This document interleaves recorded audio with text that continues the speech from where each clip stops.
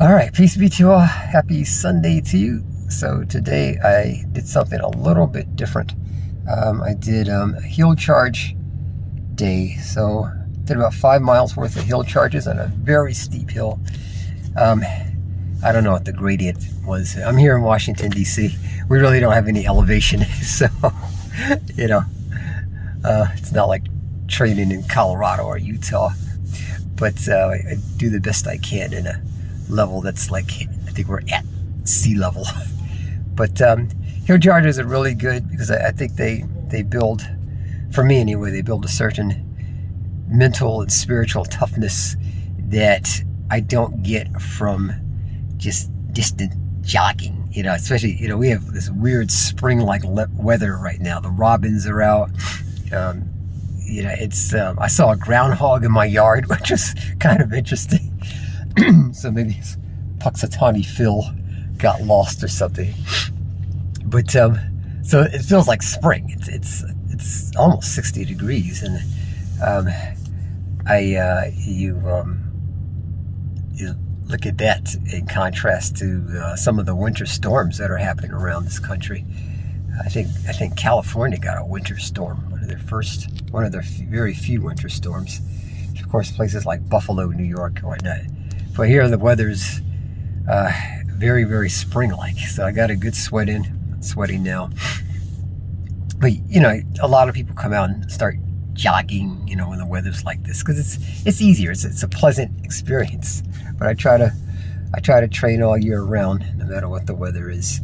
So with the distance training that I do, with long, slow runs, those are quite pleasant and easy. Hill charges are difficult. I'm not that fast. I don't have a lot of fast twitch fibers. And some people, these are genetically determined, some would argue. But I don't have them. I'm a very slow twitch fiber kind of guy. So I can run for miles and miles, or jog for miles and miles. But in terms of fast-paced, these kind of fast turnover of legs, I don't have that. And as I get progressively older, I get progressively slower. So I'm in my mid-50s now. So I wanted to get back some of my mojo, so to speak, my running mojo, and try to increase my speed. My goal this year is to at least run as close to maybe a slightly sub 4-hour marathon. I used to run 3-hour marathons many years ago, typically, and I think my fastest was a 3:03. So I've never been particularly fast. I think my last marathon was at 3:40 or something like that. That was last year. So hopefully I can get up to maybe like a 4:15 or something. I don't have time to train like I used to, so I have to do shorter, intense runs. My body and my psyche are kind of used to, I know psychologically I can do a 26.2 mile run. I've done 20 marathons since '96. That was my goal, to try to run on 1 marathon per year on average, and I've stuck with that, except for I think I've missed about 5 years or so. But there's years where I've run 2 marathons in 1 year, so it kind of evens out.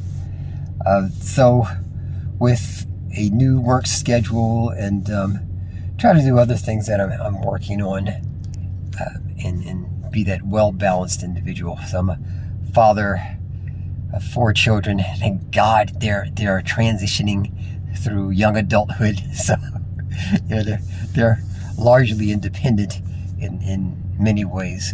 They still live with my wife and I. And, we're dealing with our middle-age challenges, as most people are. Finances and so forth, and other life stuff. But that's a tough balancing act to do. But if you want to be a well-balanced person, these are the things that you got to do in life. I can't just go off and be like, I want to be one of the top master's level marathon runners in the country. You just leave and go to, I don't know, some training camp in Colorado or something, leave my family, and I help run a private medical practice also. And I got to do that. I got a responsibility to patients and my supervising physician, which segues to being a PA. So I'm a physician assistant. Being a physician assistant is a shorter, very intense way to practice medicine. You're not going to be an MD. A medical doctor is a marathon, 4 years medical school, or 4 years undergraduate, 4 years medical school, a minimal of 3 years of residency. That's if you're going to be, as one of my friends said, I'm just an internist. So just an internist, that's still, what is it? That's 11 years. You know, and then if you want to specialize, you throw in a fellowship or two.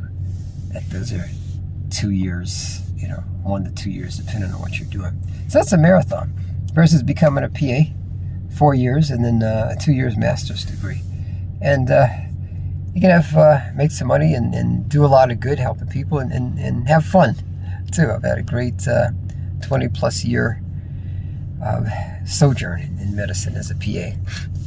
And then I got a doctorate in health education, so there's things I've done with that as well.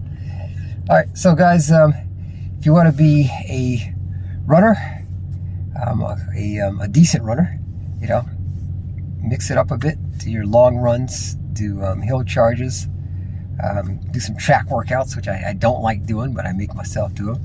Yesterday I went swimming with my youngest son. He's 15. He loves swimming. I don't. But that was a good break of my aging joints.